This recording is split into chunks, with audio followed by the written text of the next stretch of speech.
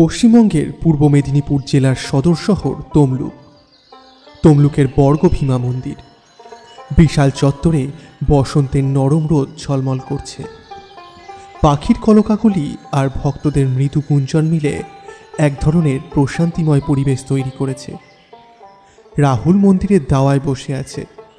পাশে 6 বছরের ছেলে শান্তভ মন্দিরের মেঝে নিজের মতো করে খেলায় মগ্ন। এই মন্দির রাহুলের কাছে শুধুমাত্র একটি ধর্মীয় স্থান নয়, এটি তার জীবনের এক অনন্য অধ্যায়ের সাক্ষী। 2009 সালের এক শরতের বিকেলে এই মন্দির প্রাঙ্গণেই প্রথমবার শিখার সঙ্গে দেখা হয়েছিল। শিখা তখন সদ্য কলেজে ভর্তি হয়েছে। তার চোখে নতুন স্বপ্ন। রাহুল তখন পোস্ট গ্র্যাজুয়েশনের প্রস্তুতিতে ব্যস্ত, কিন্তু শিখার অনাবিল হাসি যেন তাকে এক নিমেষে অন্য জগতে টেনে নিয়ে গিয়েছিল। এই মন্দিরের পুকুরের সিঁড়িতে বসেই তারা প্রথম কথা বলেছিল। কথার বিষয় ছিল সাধারণ, পড়াশোনা, স্বপ্ন আর ভবিষ্যতের পরিকল্পনা। কিন্তু এই সাধারণ কথাগুলির মধ্যেই তারা একে অপরের মধ্যে খুঁজে পেয়েছিল এক গভীর সংযোগ। আজ 15 বছর পর 14ই ফেব্রুয়ারি সেই একই জায়গায় বসে রাহুল মনে মনে সেই মুহূর্তগুলোকে আবার ছুঁয়ে দেখতে চেষ্টা করছিল। মন্দিরের ঘণ্টার শব্দ যেন শিখার সেই উচ্ছল হাসি এখনো প্রতিধ্বনিত হচ্ছে। সময় বদলেছে, কিন্তু সেই মন্দির রাহুলের হৃদয়ে শিখার উপস্থিতিকে চিরস্থায়ী করে রেখেছে। বাবা, আমার বলটা কোথায়? হঠাৎ শান্তভের চিৎকারে হুঁশ ফিরে এলো। দেখো, এখানেই কোথাও আছে, আর তুমি তো তোমার নিজের খেলনা নিজেই হারিয়ে ফেলো। শান্তভ মেঝের দিকে ঝুঁকে বল খুঁজতে খুঁজতে প্রায় পিছলে যাচ্ছিল। এমন সময় একজন মহিলা এসে শান্তভকে ধরে ফেলল। এ বাবা, একটু হলেই তো তুমি পড়ে যেতে। তোমার মা কোথায়? শান্তভ অবাক হয়ে মহিলাটির দিকে তাকিয়ে বলল, আমি তো বাবার সাথে এসেছি। ওদের মধ্যে কথাবার্তা শুনে রাহুল ওদের দিকে এগিয়ে গেল, কিন্তু মহিলাটিকে দেখতে পেয়ে তার পা যেন মাটিতে গেঁথে গেল। মুহূর্তেই মনে হলো সময় যেন 15 বছর পিছিয়ে গেছে। সেই মুখ চেনা, প্রাণবন্ত আর এক অদ্ভুত মাধুর্যে ভরা। সেই মায়াভরা চোখ যেগুলো একসময় তার সমস্ত দুঃখ ভুলিয়ে দিতে পারত। যদিও মুখে একটু বয়সের ছাপ পড়েছে, তবু সেই পরিচিত মুখ সে স্পষ্ট দেখতে পেল। রাহুলের গলা শুকিয়ে এলো, হৃদয় ছলকে উঠল পুরনো স্মৃতিতে। কত কথা, কত অনুভূতি, কত না বলা ব্যথা যেন মুহূর্তের মধ্যেই ফিরে এলো। চিনতে একটুও ভুল হলো না, এ যে শিখা। নিজের অজান্তেই রাহুলের মুখ থেকে শব্দটা বেরিয়ে এলো, শিখা। মহিলাটি নিজের নাম পরিচিত কিন্তু পুরনো কণ্ঠে শুনে থমকে গেল।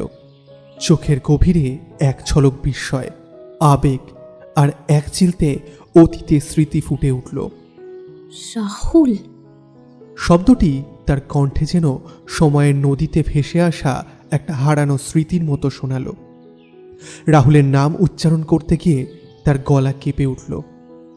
রাহুলের মনে হলো সেই ছোট্ট এক টুকরো শব্দে তার পুরো অতীত জীবনের গল্প লুকিয়ে আছে।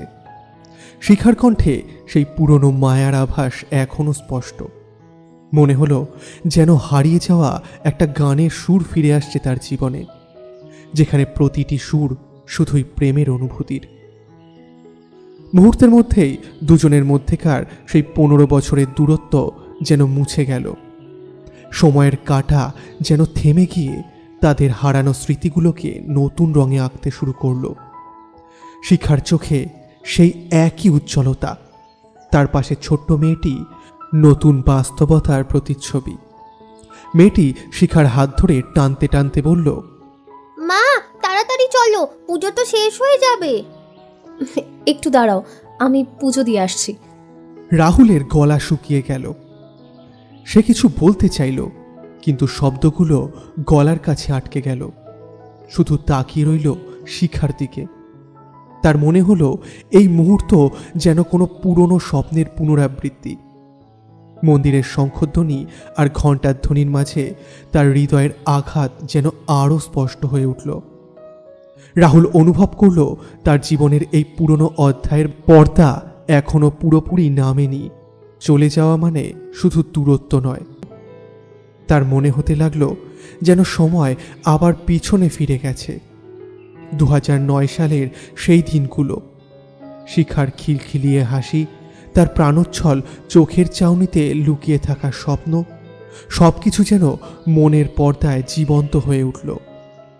মন্দিরের এই কোণে বসেই তো শিখা তাকে প্রথমবার বলেছিল, তোমার সাথে কথা বলতে আমার এত ভালো লাগে।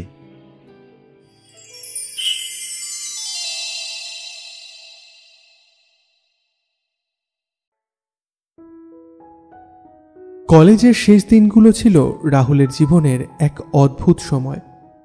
ভবিষ্যতের চিন্তা, বন্ধুত্বের আবেগ আর জীবনের প্রতি এক ধরনের নতুন কৌতূহল, সব মিলিয়ে সময়টা ছিল অনিশ্চিত কিন্তু আনন্দে ভরা। এক বিকেলে কাঁথির প্রভাত কুমার কলেজের ক্যাম্পাসের আঙিনায় রাহুল তার বন্ধুদের সঙ্গে আড্ডা দিচ্ছিল।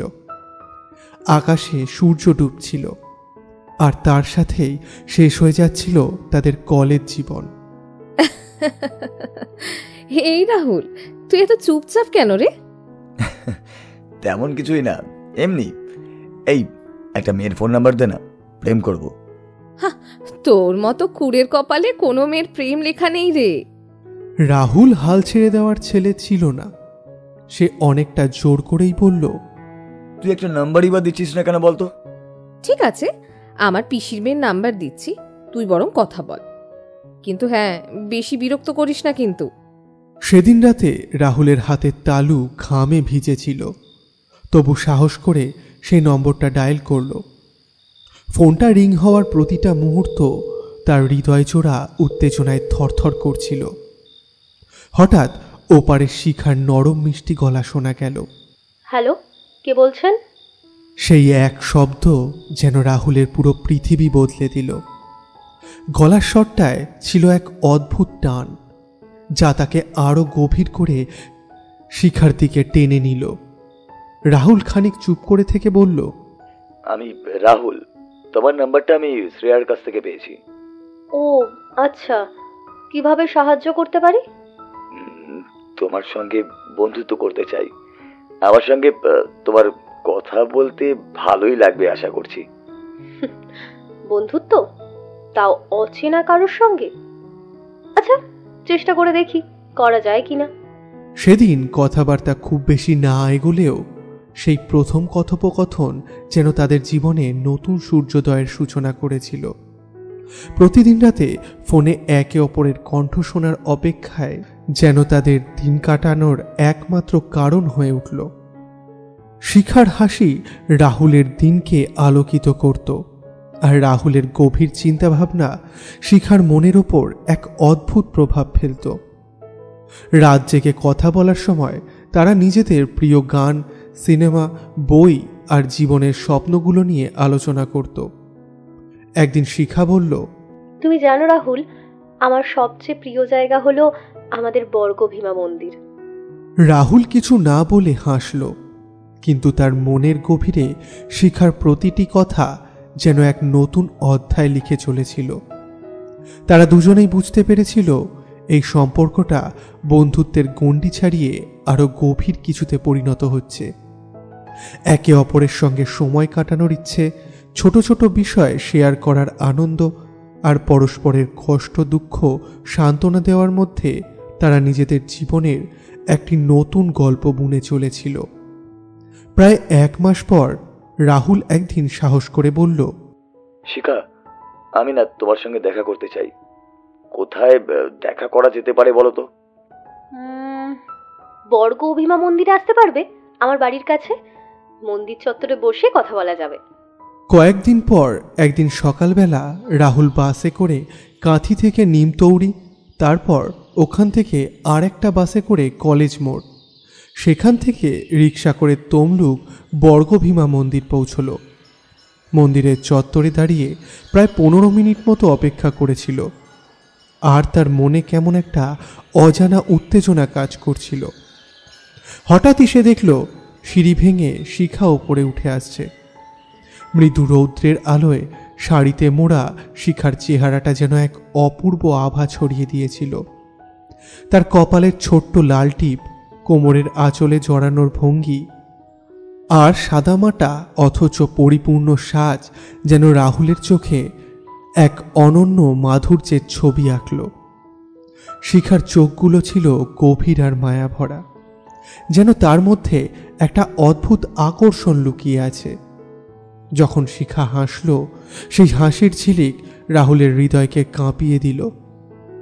সে যেন নিজের চারপাশের সবকিছু ভুলে শুধু শিখার মৃদু পায়ে ধীরে ধীরে ওপরে ওঠার দৃশ্য দেখতেই মগ্ন হয়ে গেল। রাহুলের মনে হলো এতদিনের অচেনা কণ্ঠের পিছনে থাকা মানুষটা যেন এক জীবন্ত কবিতা। শিখার প্রতিটি অঙ্গভঙ্গি ছিল এমন যেন প্রকৃতি নিজে তার সৃষ্টিকে গর্বের সঙ্গে প্রকাশ করছে। রাহুল বুঝতে পারল সে শুধুমাত্র শিখার সৌন্দর্যে মোহিত হয়নি, বরং শিখার ব্যক্তিত্বের এই গভীরতায় ডুবে গেছে, যা সে এতদিন কেবল কল্পনা করেছিল।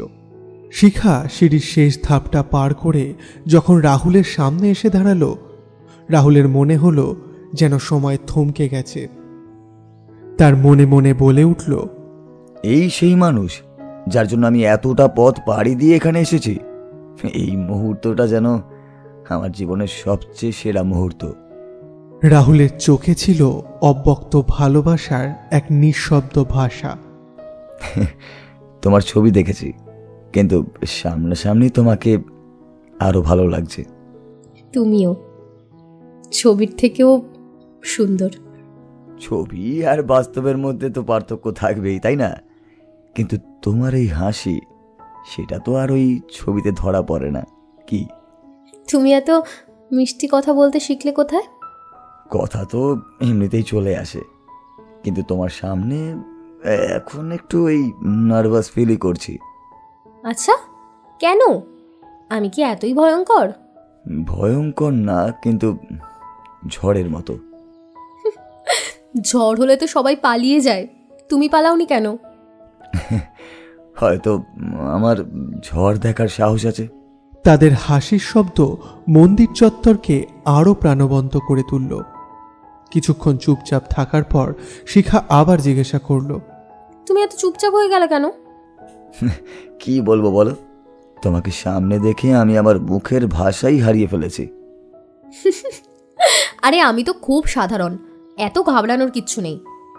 তুমি সাধারণ, কিন্তু তোমার এই সরলতাই অসাধারণ।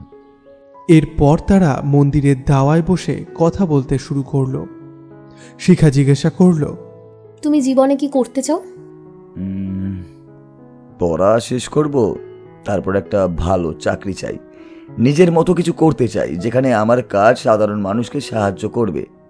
আর তোমার সাথে একটা সুন্দর জীবন কাটাতে চাই। তবে কাজের ব্যাপারে এখনো কিছু ফাইনাল করিনি, আগে পড়াশোনাটা শেষ করি। তাহলে তো আমাদের প্ল্যান মিলে গেল। কেন? মানে তুমি ঠিক কি করতে চাও? আমি চাই এমন একটা জীবন যেখানে কাজের পাশাপাশি ভালোবাসা থাকবে, মানুষকে সাহায্য করতে পারবো, আর একসঙ্গে একজন সঙ্গী থাকবে যে আমার পাশেই থাকবে। তুমি এত সুন্দর করে স্বপ্ন দেখতে জানো? সন্ধ্যার আকাশে লাল সূর্যের আভা ধীরে ধীরে ম্লান হচ্ছিল। মন্দিরের চারপাশে যেন আঁকড়ে ধরতে চাইছিল, কিন্তু সময় কারোর জন্য থেমে থাকে না। শিখা নরম গলায় বলল, আমাকে না এখন যেতে হবে, না হলে মা চিন্তা করবে। হ্যাঁ, আমাকেও এবার ফিরতে হবে, কিন্তু আজকের দিনটা যেন খুব তাড়াতাড়ি শেষ হয়ে গেল, তাই না? শিখা তাকিয়ে রইল রাহুলের দিকে। তার চোখে একটা অদ্ভুত আবেগ। বলল, সময় তো আর থেমে থাকতে পারে না, তাই না? তবে আজকের এই মুহূর্তগুলো আমি সারা জীবন মনে রাখব। আমিও। ওরা মন্দিরের দাওয়ায় উঠে দাঁড়ালো। শিখা সিঁড়ি দিয়ে নিচে নামতে শুরু করলো। রাহুল পেছন থেকে একবার ডেকে বলল, শিখা। শিখা রাহুলের দিকে ফিরে তাকালো। পরের বার আমার জন্য একটু বেশি সময় রাখবে তো? তুমি তো আমার সব সময় নিয়ে নিয়েছো রাহুল। বিদায় নেওয়ার মুহূর্তটা যেন তাদের দুজনের জন্যই খুব ভারী হয়ে উঠেছিল। শিখা তার শাড়িটা ঠিক করে নিল। মন্দির ছেড়ে যেতে যেতে শিখা বলল, আজকের দিনটা আমার জীবনের একটা সুন্দর অধ্যায় হয়ে থাকবে। আমারও। তাদের হাসি, তাদের চোখের গভীরতা সবকিছুতেই যেন ভবিষ্যতের প্রতিশ্রুতির ছোঁয়া লুকিয়েছিল। তারপর তারা এক বুক আবেগ আর অপেক্ষা নিয়ে চলে গেল।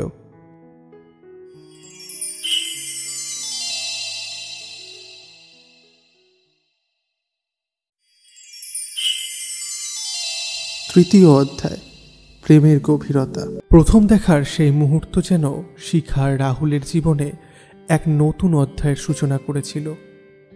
তারপর তারা আরও 2-3 বার দেখা করল।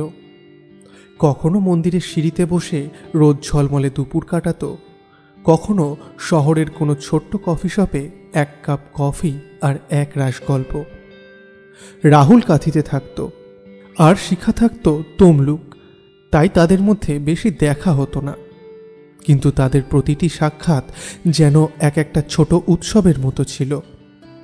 রাহুল যখন শিখার পাশে থাকতো তার সমস্ত দুশ্চিন্তা মুছে যেত। শিখার সেই প্রাণোচ্ছল হাসি, চোখের গভীরতা আর তার প্রতিটি ছোট ছোট অঙ্গভঙ্গি রাহুলের মনে যেন অদ্ভুত এক প্রশান্তি নিয়ে আসত। শিখার জন্য চকলেট বা তার পছন্দের ফুল নিয়ে আসত রাহুল। শিখার চোখের উজ্জ্বলতা দেখে সে বুঝে যেত এটাই তার জীবনের সবচেয়ে বড় উপহার। অন্যদিকে রাহুলের সঙ্গে সময় কাটানো শিখার কাছে ছিল এক নিরাপদ আশ্রয়ের মতো। রাহুলের কথার সহজ সরলতা শিখা এক ধরনের নিরাপত্তা খুঁজে পেত। প্রতিটি মুহূর্ত, প্রতিটি দিন তাদের বন্ধনকে আরও গভীর করে তুলেছিল। তাদের দেখা হওয়ার এই ছোট্ট ছোট্ট জায়গাগুলো যেন ভালোবাসার নিঃশব্দ সাক্ষী হয়ে উঠেছিল। সময়ের সঙ্গে সঙ্গে শিখা আর রাহুল বুঝতে পারল তাদের জীবনের প্রতিটি রং, প্রতিটি স্বপ্নে একে অপরের ছায়া আছে। ভালোবাসা তাদের মাঝে শুধু মিষ্টি অনুভূতি নয়, বরং একে অপরের জীবনের অপরিহার্য অংশ হয়ে উঠেছে। একদিন বিকেলে তারা রূপনারায়ণ নদীর পাড়ে দেখা করল। রূপনারায়ণ নদীর পাড়ে বিকেলের সেই মুহূর্ত ছিল যেন কোনো সিনেমার দৃশ্য। চারিদিক নিস্তব্ধতায় ডুবে ছিল। নদীর মৃদু ঢেউ আর পাখিদের কিচিরমিচির ছাড়া আর কোনো শব্দ নেই। আকাশে সূর্য হেলে পড়েছে, তার মৃদু আলোর ঝলক নদীর জলে প্রতিফলিত হচ্ছিল। শিখা হালকা হলুদ রঙের চুড়িদার পরেছিল আর তার খোলা চুলে বাতাস খেলা করছিল। রাহুল তাকে দেখে বারবার মুগ্ধ হচ্ছিল। দুজনেই একটানা হাত ধরে বসেছিল। রাহুল শিখার হাসি মুখের দিকে তাকিয়ে অনুভব করছিল এই হাসি তার জীবনের সমস্ত ব্যথা ভুলিয়ে দিতে পারে। একসময় রাহুল হালকাভাবে শিখার কাঁধে হাত রেখে তাকে কাছে টেনে নিল। শিখা প্রথমে একটু চমকে উঠলেও তার চোখে মুখে কোনো আপত্তি ছিল না। রাহুল তার মুখ শিখার কানের কাছে নিয়ে এসে মৃদুস্বরে বলল, তুমি জানো, তুমি যখন আমার পাশে থাকো আমার মনে হয় জীবনটা স্বপ্নের মতো সুন্দর। এই কথা বলার পর রাহুল ধীরে ধীরে শিখার কানের গোড়ায় আলতো করে একটা চুমু খেল। শিখার সারা শরীর শিহরিত হয়ে উঠল। সে সামান্য পিছিয়ে বলল, দুষ্টু, কেউ দেখে ফেলবে। তার গলায় একদিকে ছিল লাজুকতা, অন্যদিকে ছিল অদ্ভুত এক আবেগ। রাহুল শিখাকে আরও কাছে টেনে নিয়ে বলল, যদি দেখেও ফেলে তাকে আমি গর্ব করে বলবো এটা আমার ভালোবাসা। রাহুল তার মুখটা শিখার মুখের কাছে নিয়ে এলো। তার চোখে চোখ রাখা শিখার পক্ষে অসম্ভব হয়ে উঠছিল। ধীরে ধীরে রাহুল তার ঠোঁট শিখার ঠোঁটের সঙ্গে মিলিয়ে দিল। প্রথম স্পর্শই যেন পৃথিবীটা থমকে গেল। শিখার মনে হচ্ছিল যেন সব কিছু হারিয়ে গেছে। শুধু রাহুলের এই স্পর্শই তার কাছে সব কিছু। রাহুলের চুম্বন ছিল গভীর, তাতে ভালোবাসার প্রতিটা আবেগ জড়িয়েছিল। শিখাও তার সমস্ত হৃদয় দিয়ে সেই চুম্বনের সাড়া দিল। চারিদিকে নদীর হাওয়া বইছিল, আর সেই মুহূর্ত তাদের ভালোবাসার গভীরতা যেন নদীর মতোই বিস্তৃত হয়ে উঠেছিল। তারা দুজনেই সময়ের অস্তিত্ব ভুলে গিয়েছিল। প্রায় 10-15 মিনিট ধরে তারা একে অপরকে অনুভব করেছিল। রাহুল শিখাকে আলতো করে জড়িয়ে বলল, তুমি জানো, এই মুহূর্তটা আমি আমার সারা জীবন মনে রাখবো। আমিও রাহুল, এই ভালোবাসার অনুভূতি কোনো দিন ভুলব না। সেই দিনের সেই প্রথম চুম্বন তাদের সম্পর্কের গভীরতাকে এক অন্য উচ্চতায় নিয়ে গিয়েছিল। তারা বুঝতে পারল এই ভালোবাসা কেবলমাত্র মুহূর্তের আবেগ নয়, বরং জীবনের এক স্থায়ী বন্ধন। তারপর কয়েক মাস কেটে গেছে। ওদের মধ্যে নিয়মিত ফোনে কথা হতো। একদিন শিখা বলল, এই শোনো না, আমি আমার একজন বান্ধবীর বিয়ের রিসেপশন অ্যাটেন্ড করতে কলকাতা যাচ্ছি, তুমি আসতে পারবে? তোমার বান্ধবীর বিয়ের রিসেপশনে আমি কি করব? তারপর আমি তোকে চিনিও না, এইভাবে কি কারোর বিয়ের রিসেপশনে যাওয়া যায় নাকি? ও আমাদের সব ব্যাপারটা জানে, ও নিজেই বলেছে তোমাকে নিয়ে আসার জন্য। বলে ফোনটা কেটে দিল। নির্ধারিত দিনে ওরা রিসেপশন হলে পৌঁছল। হাওড়ায় একটা হোটেলে রিসেপশন ছিল। শিখা ওর বান্ধবী মিমির সাথে রাহুলের পরিচয় করালো। ওরা নবদম্পতিকে উপহার দিল। সেদিন লাল শাড়িতে শিখাকে যেন একটু বেশি আকর্ষণীয় দেখাচ্ছিল। রাহুল যেন আবার নতুন করে ওর প্রেমে পড়তে চাইছিল। রাহুলকে একটা কালো পাঞ্জাবিতে খুব সুন্দর দেখাচ্ছিল। তারা রাত 9টার দিকে ডিনার শেষ করে রিসেপশন থেকে বেরিয়ে এলো। রিসেপশন হলটা হাওড়া দীঘা বাস স্ট্যান্ড থেকে পায়ে হাঁটা দূরত্বে ছিল। ওরা হেঁটে বাস স্ট্যান্ডের দিকে যাচ্ছিল, কিন্তু একটু দূর এসে শিখা বলল, রাহুল, আজকে বাড়ি ফেরাটা কি খুব দরকার? না মানে এমনিতেও তোমার কাথি পৌঁছতে রাত 1-2 বেজে যাবে, আমারও নিমতৌড়ি পৌঁছাতে প্রায় 12টা বেজে যাবে। তারপর আমি নিমতৌড়ি থেকে ভেতরে যাওয়ার জন্য এত রাতে কিছু পাবো কি না তারও ঠিক নেই। কিন্তু তাহলে কি করা যায়? প্রাইভেট কার বুক করব? তুমি না একটা পাগল। আমি ভাবছিলাম আমরা যদি আজ রাতটা... একটু দাঁড়াও, আমি একজনকে ফোন করছি। হ্যালো ভাই, তুই কি ফ্ল্যাটে আছিস? হ্যাঁ বল, কি হয়েছে? আমি আর শিখা একটা রিসেপশনে এসে আটকে পড়েছি। আজ রাতটা যদি তোর ফ্ল্যাটে থাকা যেত তাহলে খুব ভালো হতো, যদি তোর কোনো আপত্তি না থাকে তবেই। চলে আয়, কোনো অসুবিধা নেই। তুই দমদম হনুমান মন্দিরের কাছে এসে ফোন করবি, আমি গিয়ে তোদের নিয়ে আসবো। বলেই ফোনটা কেটে দিল।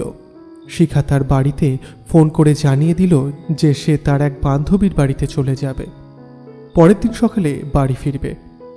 ওরা একটা ট্যাক্সি ধরে সৈকতের ফ্ল্যাটের কাছে দমদম হনুমান মন্দিরে নামল। সৈকত নিজে এসে ওদের নিজের ফ্ল্যাটে নিয়ে গেল। সৈকত ওদের রুমটা দেখিয়ে দিল, দিয়ে নিজের রুমে চলে গেল। বন্ধ ফ্ল্যাটের নিস্তব্ধতায় সেই মুহূর্তটা যেন সময়ের সীমারেখা অতিক্রম করে চিরস্থায়ী হয়ে উঠেছিল। রুমের নরম আলোয় শিখাকে দেখছিল রাহুল। লাল শাড়িতে তাকে নববধূর মতো দেখাচ্ছিল। তার হৃদয়ের প্রতিটা ধুকপুকানি যেন শিখার উপস্থিতিতে দ্বিগুণ হয়ে উঠেছিল। শিখা সেই মিষ্টি হাসি নিয়ে রাহুলের দিকে এগিয়ে এলো। তার চোখে ছিল এক গভীর টান, যা রাহুলকে বাকরুদ্ধ করে তুলেছিল। রাহুল কিছু বলতে যাবে এমন সময় শিখা হঠাৎ তাকে জড়িয়ে ধরে ঠোঁটে কিস করল। রাহুল প্রথমে একটু চমকে উঠলেও শিখার আবেগময় কিসে সে নিজেকে হারিয়ে ফেলল। সে শিখার কোমর ধরে তাকে আরও কাছে টেনে নিল। তাদের গভীর চুম্বনে বদ্ধ ফ্ল্যাটের প্রতিটা কোণ যেন প্রেমের নীলাভ আলোয় ভরে উঠল। তাদের হৃদয়ের স্পন্দন এক হয়ে উঠেছিল। তারা রুমের আলো বন্ধ করল, কিন্তু জানালার ফাঁক দিয়ে পূর্ণিমার চাঁদের আলো রুমটাকে সোনালি আভায় ভরে তুলেছিল। সেই আলোয় শিখার মুখখানি যেন আরও উজ্জ্বল হয়ে উঠল। রাহুল শিখার চুলে হাত বোলাচ্ছিল, আর শিখা তার চোখ বন্ধ করে সেই স্পর্শে নিজেকে সম্পূর্ণ আত্মসমর্পণ করেছিল। তারা ধীরে ধীরে বিছানায় চলে গেল। শিখার হাত রাহুলের হাতে ধরা ছিল, আর তাদের প্রতিটা স্পর্শে যেন হৃদয়ের ভাষা প্রকাশিত হচ্ছিল। একে অপরের দিকে তাকিয়ে তারা জীবনের সমস্ত দ্বিধা ভুলে গিয়েছিল। তারা একে অপরের পোশাক খুলতে শুরু করলো। প্রতিটা মুহূর্তে তাদের শরীর এবং মনের সংযোগ গভীর থেকে গভীরতর হয়ে উঠল। 30 থেকে 45 মিনিটের সেই প্রেমময় আবেগের পর শিখা ক্লান্ত হয়ে রাহুলের বুকের ওপর মাথা রেখে শুয়ে পড়ল। রাহুল তার চুলে আলতো করে হাত বুলিয়ে দিচ্ছিল। তুমি জানো, আজ আমি নিজেকে সম্পূর্ণ অনুভব করছি। আজকের রাতটা আমার কাছে একটা স্বপ্নের মতো। তুমি আমার স্বপ্ন, তুমি আমার বাস্তব। রাহুল, তুমি আমাকে ছেড়ে চলে যাবে না তো? তুমি আমার প্রিয় উপন্যাসের সেই অধ্যায় যেটা আমি কখনোই শেষ না করে অনন্তকাল ধরে পড়তে চাই। চাঁদের আলোয় তাদের আবেগময় মুহূর্তগুলো ফ্ল্যাটের প্রতিটি কোণায় যেন এক চিরন্তন চিত্র হয়ে রয়ে গেল। পরের দিন সকালে তারা উঠে রেডি হয়ে 8টার দিকে নাগের বাজারে একটা দীঘা যাওয়ার বাস ধরে বাড়ির পথে রওনা দিল।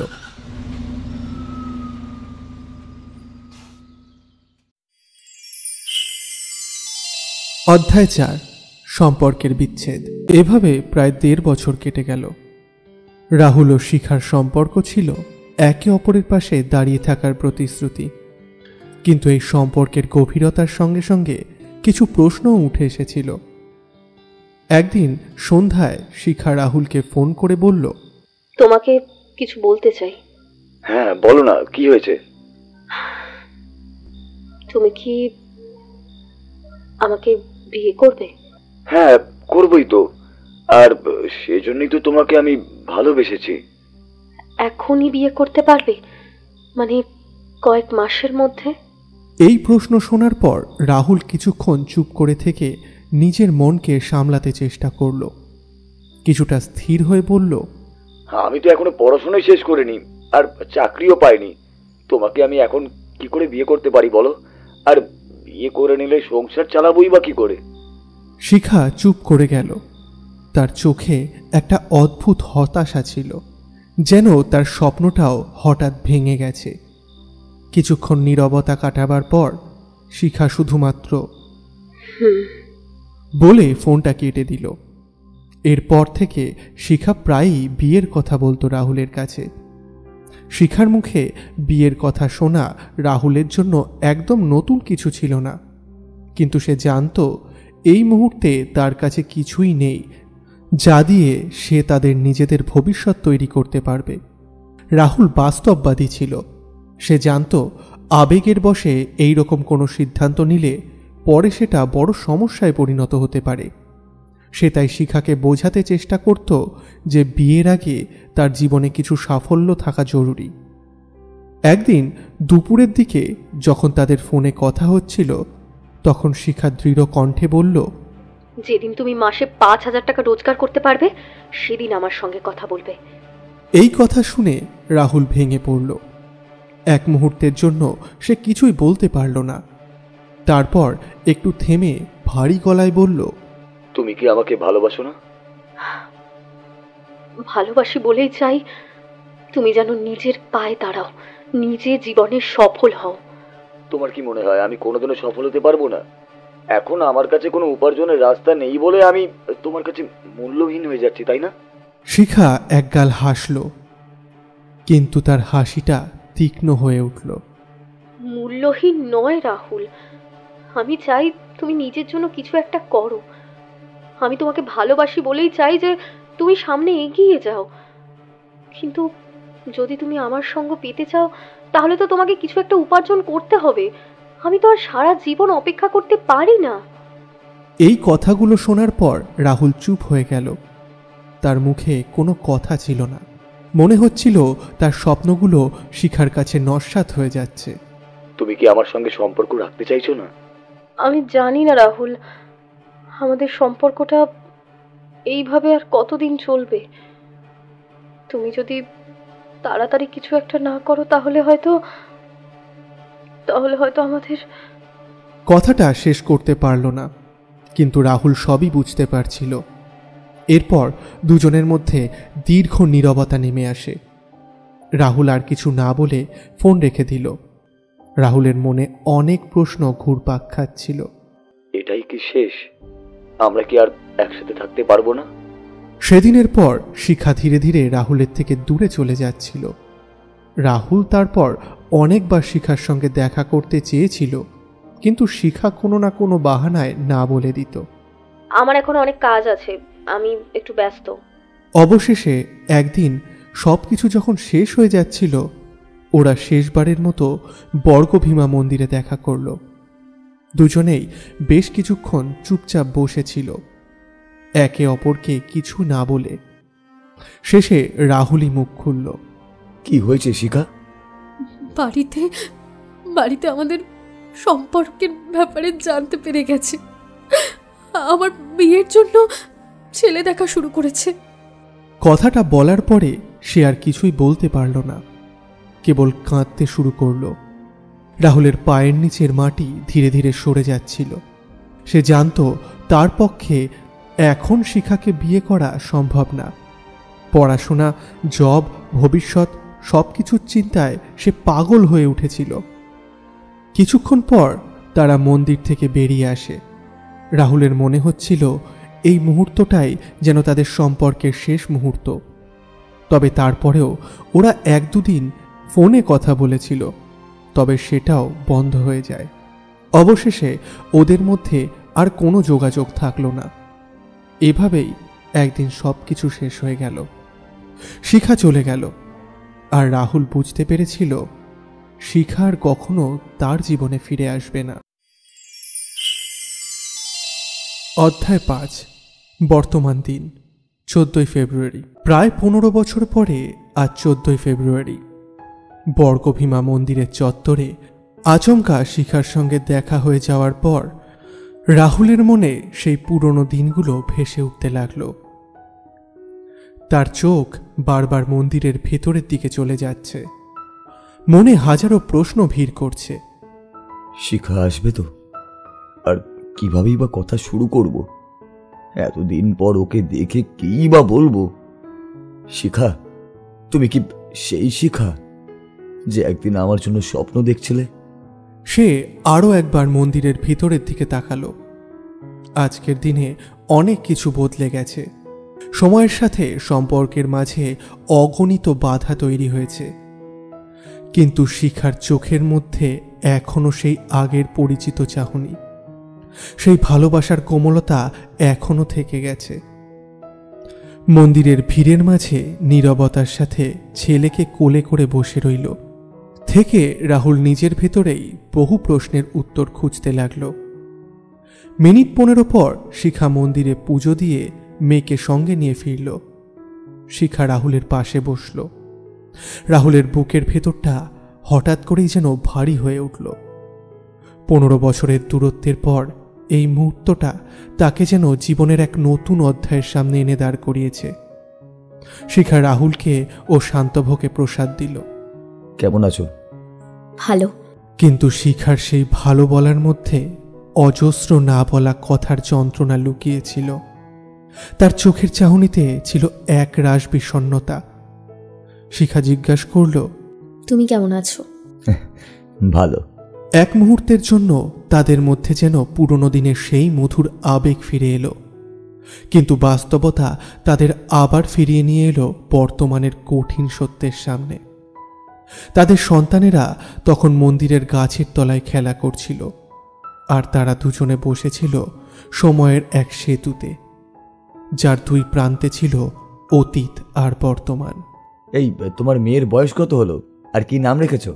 এই সবে 8 বছরে পা দিয়েছে। ওর নাম স্নিগ্ধা।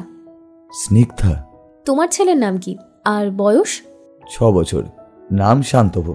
দুজন একে অপরের দিকে অবাক হয়ে তাকিয়ে রইল।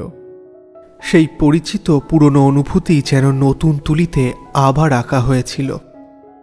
দীর্ঘ 15 বছর পর আজ যখন শিখা তার মেয়ের নাম বলল স্নিগ্ধা আর রাহুল তার ছেলের নাম বলল শান্তভ, তাদের কথাগুলো শুনে মনে পড়ে গেল সেই দিনগুলোর কথা, যখন তারা একে অপরের সঙ্গে স্বপ্ন দেখত, একে অপরকে প্রতিশ্রুতি দিত।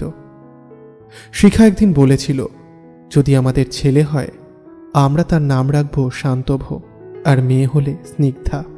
আজ এই 15 বছর পর এই দুই নাম, যা কখনো শুধুমাত্র স্বপ্ন ছিল, তা আজ বাস্তবে রূপ নিয়েছে। তবে আজ সেই স্বপ্নের পেছনে কতটা অশ্রু, কতটা দুর্ভোগ, কতটা বিচ্ছেদ লুকিয়ে আছে, তা শুধু ওরা দুজনেই জানে। তারা চুপ হয়ে গেল, যেন কোনো শব্দ নেই বলার। তাদের প্রেম যতটা তাদের জীবনের এক প্রিয় অধ্যায় ছিল, সেটা এখন শুধুই স্মৃতি। রাহুল কিছুক্ষণ চুপ করে থেকে বলল, শিখা, তুমি জানো শান্তভ আর স্নিগ্ধা, ওই নামগুলো যেন জীবনের এক পুরনো অধ্যায়ের পাতা উল্টোতে থাকে। আমারও ঠিক তেমনই মনে হয়। তোমার মনে পড়ে একদিন আমরা এখানে বসে এই নামগুলো বলেছিলাম, অথচ আজ আমরা কতটা দূরে চলে গেছি। এরপর দুজনেই কিছুক্ষণের জন্য একে অপরের দিকে তাকিয়ে রইল। মন্দিরের শান্ত পরিবেশে সেই প্রথম ভালোবাসার স্মৃতি তাদের হৃদয়ে আবার ঢেউ তুলছিল। শান্তভ আর স্নিগ্ধা মন্দিরের পাশের গাছের বেদিতে বসে খেলা করছিল।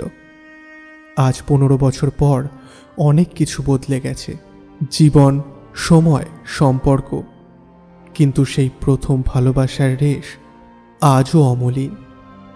একে অপরকে কিছু না বলেও দুজনের মধ্যে যেন একটি অমোচনীয় সম্পর্ক ছিল। রাহুল আর শিখার চোখে কিছু গভীর কথা ছিল, যা এখনো আর বলা হয়নি।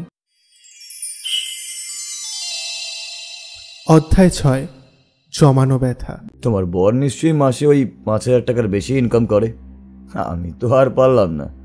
রাহুলের কথাটা শিখার হৃদয়ে গভীরভাবে আঘাত করল। তার চোখের কোণে জল জমে উঠল, কিন্তু সে নিজেকে সামলে হাসির আড়ালে ব্যথা লুকাবার চেষ্টা করল।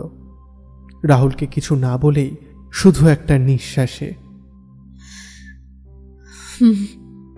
বলে মুখ ফিরিয়ে নিল। তবে রাহুল শিখার মনের মধ্যে লুকোনো কষ্টটা ঠিকই বুঝতে পারছিল। সে কিছু বলল না, যেন শিখার মনের কথা শুনে নিজেরও শব্দ হারিয়ে গিয়েছিল। শিখা কিছুক্ষণ চুপ করে থাকার পর বলে উঠল, তোমার স্ত্রী কেমন আছে? সে কি করে? সে নিশ্চয়ই তোমাকে আমার থেকেও বেশি ভালোবাসে। শিখার কথা শুনে রাহুল একটু স্তব্ধ হয়ে গেল। সে দীর্ঘশ্বাস নিয়ে বলল, আমাদের 2 বছর আগে ডিভোর্স হয়ে গেছে। অনেক চেষ্টার পর ছেলের কাস্টাডি আমি পাই। এই কথা শুনে শিখা এক পলকও কিছু বলল না। সে শুধু মনে মনে একটাই কথা বলল, ভাগ্যের কি পরিহাস। সে ভাবছিল তাদের মধ্যে এত বছর আগে যে প্রেম ছিল, সে কি এতটা সহজে মুছে গেছে? শিখার মনে এক অজানা কষ্ট, এক অজানা বিষাদ এসে ভর করল। কেন এমন হলো? কেন আমাদের ভাগ্যে এমন পরিণতি? সেই পুরনো স্মৃতিগুলো যেন চোখের সামনে ভেসে উঠল। যখন রাহুল তার হাতে হাত রেখে বলেছিল, তুমি আমার সঙ্গী, আমি তোমাকে ছেড়ে কখনোই যাব না। কিন্তু এখন সেই কথা ছিল কেবল এক স্বপ্নের মতো, যা কোনোদিন বাস্তবে রূপ নিতে পারেনি। মন্দিরের শান্ত পরিবেশেও দুজনের মাঝে সেই চুপ থাকা, নিশ্চুপ শব্দের কান্না চাপা মনে হচ্ছিল কিছু একটা অসমাপ্ত থেকে গেছে। শিখা একটু থেমে রাহুলের দিকে তাকিয়ে বলল, তোমার হাতে যদি সময় থাকে তাহলে আমরা একটু রাজবাড়ির দিকে যেতে পারি। আমার হাতে এখন শুধু সময় আর সময়।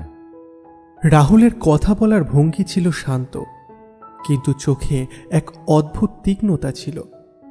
শিখা একটু দ্বিধায় দাঁড়িয়েছিল। তার মনের মধ্যে এতটা কষ্ট, এতটা অবাক হওয়া, সবকিছু যেন মনের মধ্যে সাজিয়ে রাখা ছিল। সে শান্তভকে কোলে তুলতে গেল, কিন্তু শান্তভ প্রথমে না বললেও অবশেষে রাহুলের কথায় সে শিখার কোলে উঠে পড়ল।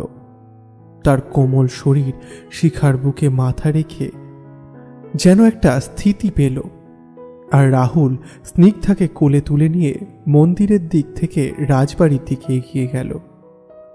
রাজবাড়ি যাওয়ার পথে তারা এক দোকানে দাঁড়িয়ে সামান্য কিছু খেতে গেল।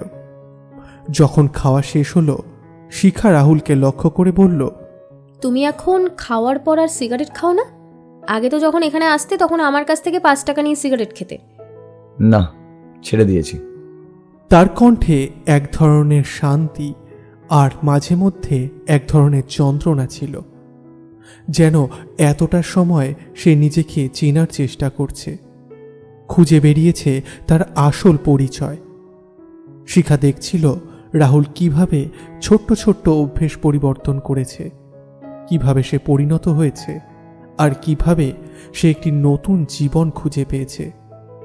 তবে এত কিছুর মধ্যে সে তার পুরনো রাহুলকেও অনুভব করছিল। তাদের সামনে রাজবাড়ির পথ খোলা ছিল, কিন্তু মনে মনে দুজনেই জানত এই পথ যেন তাদের অতীতের স্মৃতি জটিল দিকগুলোর দিকে আবার ফিরিয়ে নিয়ে যাচ্ছে। রাহুল আর শিখার মধ্যে যে সম্পর্ক ছিল তা কখনো পুরোপুরি মুছে যায়নি, যদিও সময়ের সঙ্গে অনেক কিছু বদলেছে। শিখা রাহুলের পাশে হাঁটতে হাঁটতে মনে মনে ভাবছিল, এই ভালোবাসা কি কেবল অতীতেই সীমাবদ্ধ থাকবে? না, আজও কিছু বাকি রয়ে গেছে আমাদের মধ্যে। অধ্যায় 7। তাম্রলিপ্ত রাজবাড়ি। তাম্রলিপ্ত রাজবাড়ির ভগ্নপ্রায় সৌন্দর্যের মাঝে বিকেলটা যেন আরও ধীরলয় হয়ে উঠেছিল। বিশাল আমবাগানের পাতা ঝরার মৃদু শব্দ আর পাশের দিঘির জলের ঠান্ডা হাওয়া তাদের কথা বলার জন্য এক নিঃশব্দ জায়গা করে দিল। দিঘির পাড়ে একটা পুরনো বেঞ্চে রাহুল আর শিখা বসল। তাদের সন্তানেরা সামনের মাঠে দৌড়ঝাঁপ করছিল, আর এই নীরব সময়ে তাদের পুরনো প্রেম নতুন করে জেগে উঠেছিল। রাহুলের নজর গেল শিখার বাম কানের গোড়ার দিকে। হালকা আলোয় দেখা গেল একটা কালশিটে দাগ।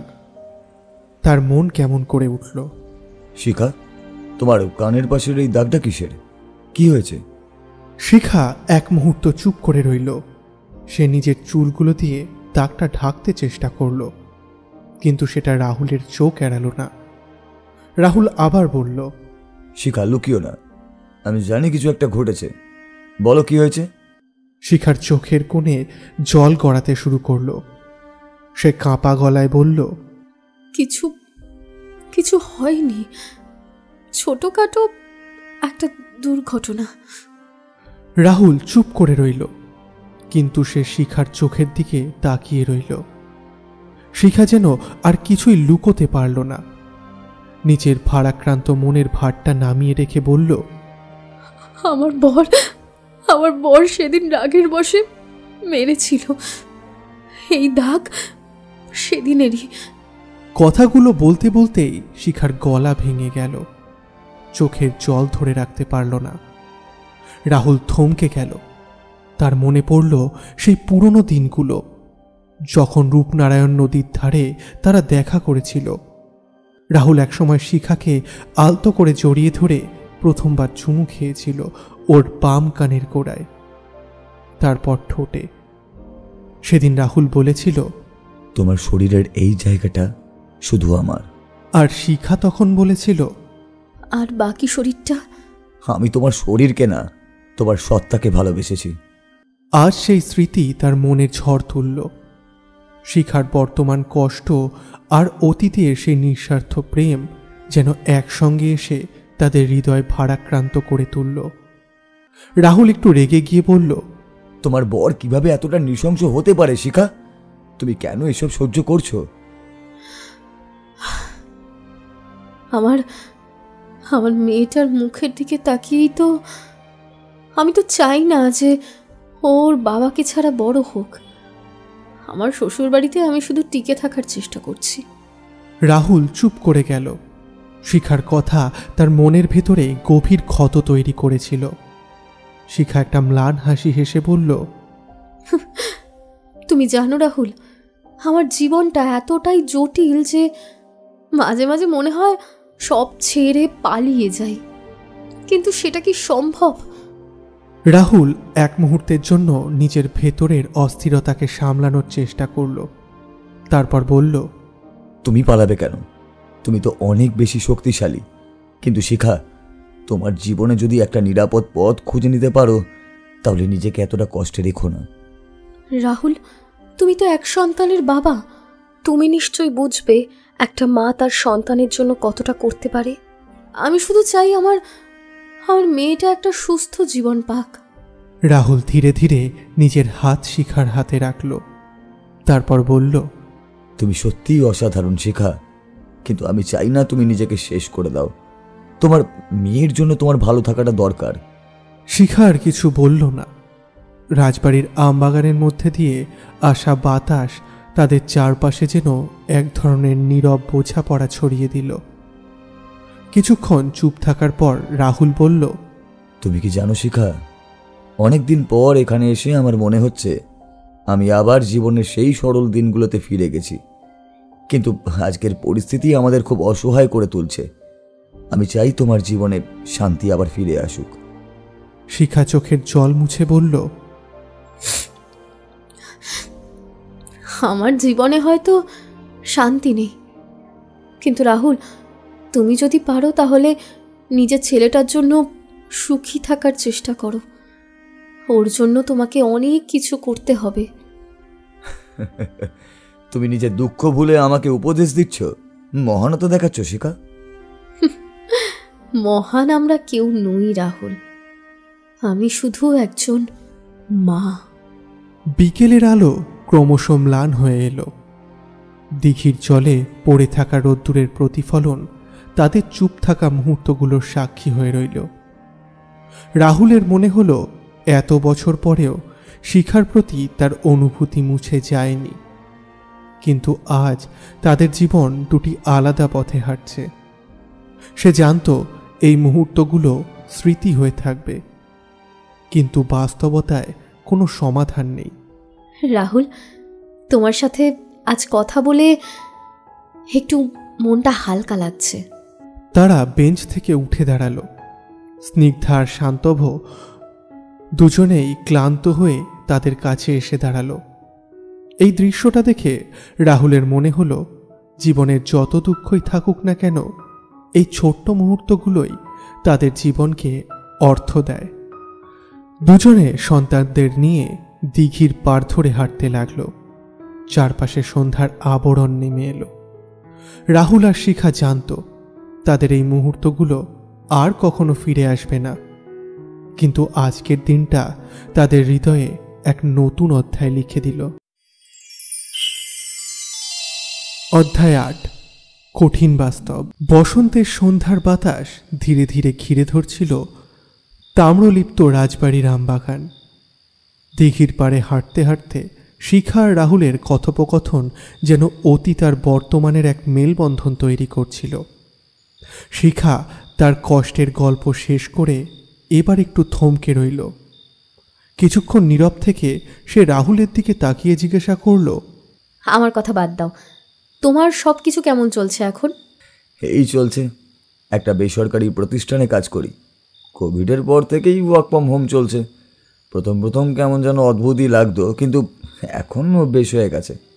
শিখা কিছুক্ষণ চুপ করে রইল। তারপর সরাসরি প্রশ্ন করল, আর তোমার রিলেশনশিপ? তুমি তো বলেছিলে তোমাদের ডিভোর্স হয়ে গেছে, কি হয়েছিল? রাহুল একটা দীর্ঘশ্বাস ফেলল। কিছুক্ষণ নীরব থেকে বলল, আমার বিয়েটা ওই বাড়ি থেকে দেখাশোনা করেই হয়েছিল। প্রথম 1-2 বছর সব কিছুই ঠিকঠাক চলছিল, কিন্তু তারপরই সমস্যা শুরু হলো, বিশেষ করে ওই কোভিডের সময় থেকে। কাজের চাপ তখন এত বেড়ে গেল যে অফিসের বাইরে আর কোনো কিছুই ঠিকমতো সামলাতে পারতাম না। শিখা রাহুলকে থামিয়ে জিজ্ঞাসা করল, তাহলে কি এটা শুধুই সময়ের অভাবের জন্য হয়েছিল? সময়ের অভাব ছিল, বুঝলে, কিন্তু তার থেকেও বড় কারণ ছিল বোঝাপড়ার অভাব। আমার স্ত্রী হয়তো আমাকে নিয়ে অন্যরকম একটা জীবন চেয়েছিল, যেখানে আমি সারাক্ষণ ওর কাছেই থাকবো, কিন্তু বাস্তবে সেটা সম্ভব হয়নি। ঝগড়া বাড়তে বাড়তে একটা সময় মনে হলো আমরা দুজনেই একে অপরের জীবনকে শুধুই তিক্ততা দিচ্ছি। শেষমেশ আলাদা হয়ে যায়। শিখা বিষণ্ণ মুখে রাহুলের দিকে তাকিয়ে রইল। রাহুল আবার বলল, তবে জানো শিখা, আমার ডিভোর্সের পর একটা কথা বুঝেছি, প্রেম আর ভালোবাসা হয়তো আমার জন্য নয়। এত চেষ্টা করেও কাউকে সুখী করতে পারলাম না। জানি না দোষটা কোথায় ছিল, আমার নাকি ওর নাকি সময়ের। ভালোবাসা তো শুধু দেওয়া নয়, নেওয়াও।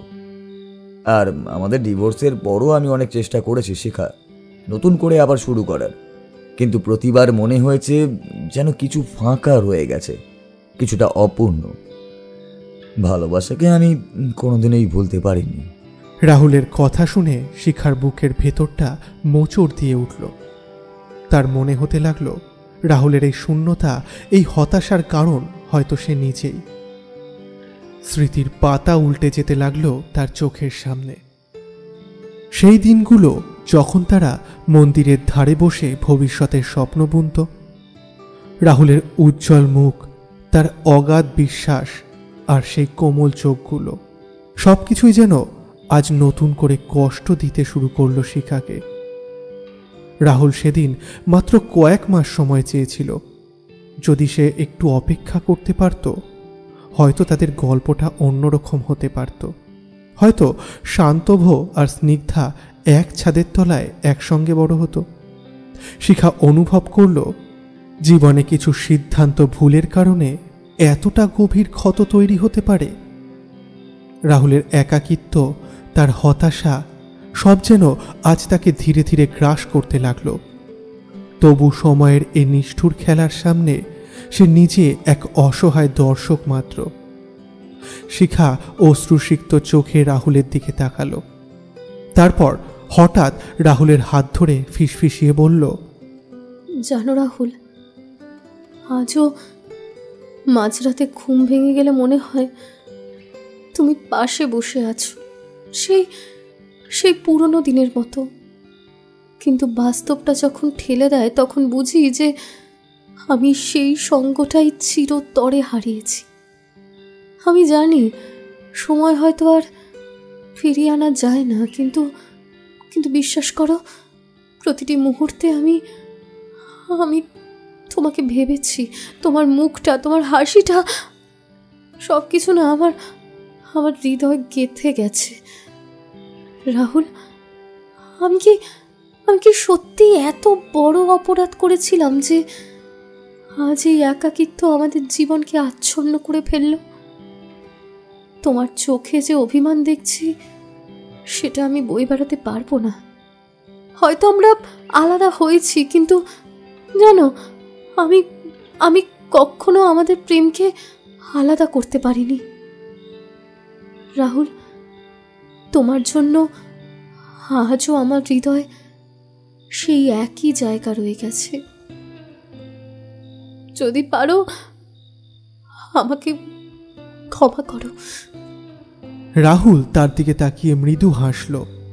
তারপর বলল, শিখা, তুমি কি জানো এই 15 বছর ধরে কতবার ভেবেছি সবকিছু কি আলাদা হতে পারতো যদি আমি একটু বেশি বোঝানোর চেষ্টা করতাম, যদি তুমি একটু অপেক্ষা করতে, হয়তো আমাদের গল্পটাই অন্যরকম হতো। তোমার সিদ্ধান্ত হয়তো ভুল ছিল না, কারণ সেই সময় তোমার নিজের পথ খুঁজে পাওয়াটা জরুরি ছিল। কিন্তু জানো শিখা, আমি কখনো তোমাকে দোষ দিতে পারিনি, কারণ ভালোবাসায় তো দোষ দেখার জায়গা নেই, এটা শুধু অনুভব করার জায়গা। আমি যদি তখন একটু সাহস করে তোমাকে সময় দিতে পারতাম, তাহলে হয়তো আমাদের জীবনটা অন্যরকম হতো।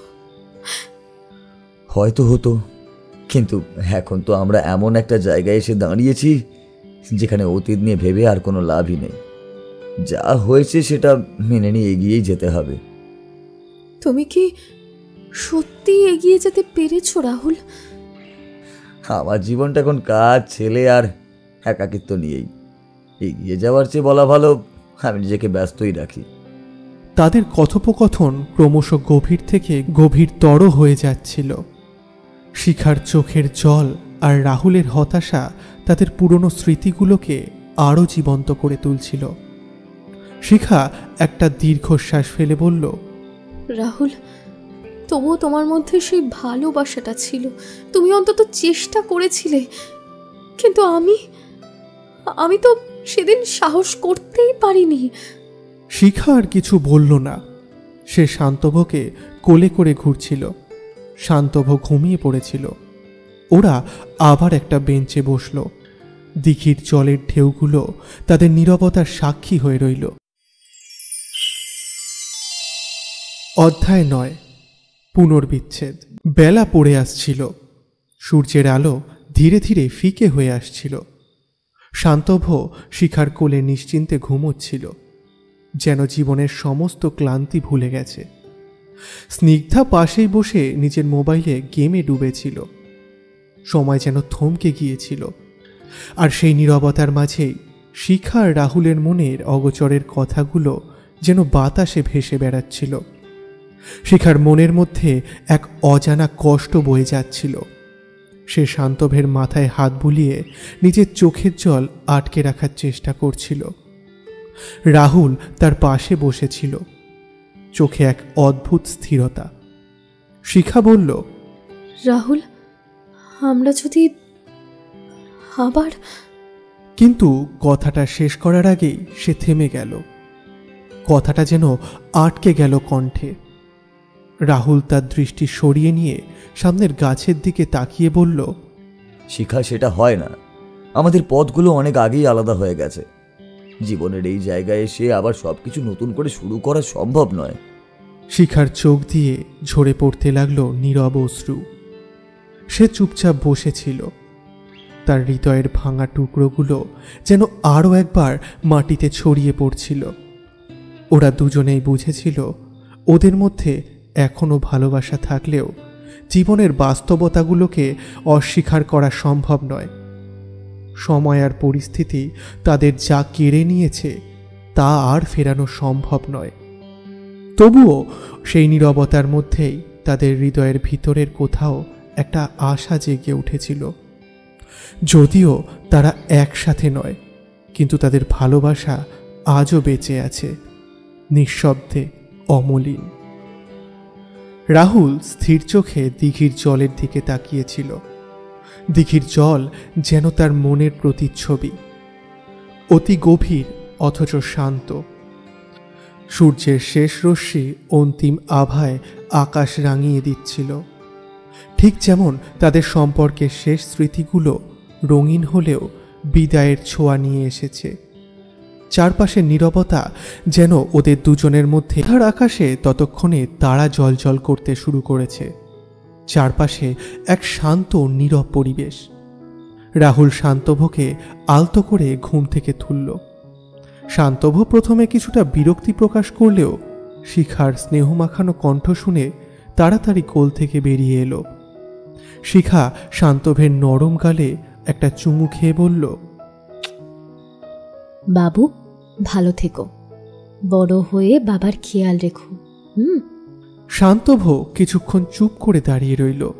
তারপর শিশুসুলভ হাসিতে বলল, আন্টি, তুমিও ভালো থেকো। দিদি ভাই, আজকে আমি আসি, আবার একদিন আসবো। হ্যাঁ, তোমার সঙ্গে খুব মজা করব। স্নিগ্ধা তাকে জড়িয়ে ধরল, আর তার মুখে শিশুসুলভ আনন্দের ঝলকানি দেখা গেল। কিন্তু সেই আনন্দের মাঝে একটা চাপা বিষণ্ণতা যেন শিখা আর রাহুলের মনের গভীরতায় প্রবেশ করেছিল। শান্তভ আর স্নিগ্ধাকে নিয়ে রাহুল আর শিখা দুই বিপরীত দিকের পথ ধরল। সন্ধ্যার বাতাস তাদের চারপাশে এক অদ্ভুত নীরবতার আবরণ তৈরি করেছিল। রাহুল পা ফেলছিল ধীরে ধীরে, যেন প্রতিটি পদক্ষেপ তার হৃদয়কে আরও ভারী করে দিচ্ছিল। শিখাও একইভাবে পেছনে পড়ে থাকা প্রতিটি স্মৃতির ঝাপটা অনুভব করছিল। একটু দূরে গিয়ে দুজনেই একসঙ্গে পেছন ফিরে তাকালো। তাদের চোখের চাহনি যেন সময়কে থামিয়ে দিল। শিখার চোখের কোণ ভিজে উঠেছিল, কিন্তু সেই চোখে দুঃখের ছায়ার চেয়ে বেশি ছিল একটা গভীর অনুভূতির প্রতিচ্ছবি। রাহুলের চোখেও জল, কিন্তু সেখানেও ছিল এক অদ্ভুত প্রশান্তি। এই বিচ্ছেদের মধ্যে যেন তারা নিজেদের হারিয়ে যাওয়া প্রেমকে নতুন করে খুঁজে পেয়েছিল। জীবনের জটিলতায় ভুলে যাওয়া অনুভূতিগুলো যেন আজ আবার ফিরে এসেছিল। তারা জানতো এই পথ আলাদা, কিন্তু এই পথেই তাদের ভালোবাসা নতুনভাবে সংজ্ঞায়িত হয়েছে। রাহুল আর শিখা ধীরে ধীরে তাদের পথ ধরল। আকাশে তারারা জ্বলতে থাকল, যেন এই তারাগুলো তাদের গল্পের সাক্ষী হয়ে রইল। সেই রাত্রি শুধু বিদায়ের ছিল না, বরং ছিল এক চিরন্তন প্রেমের নিঃশব্দ উদযাপন।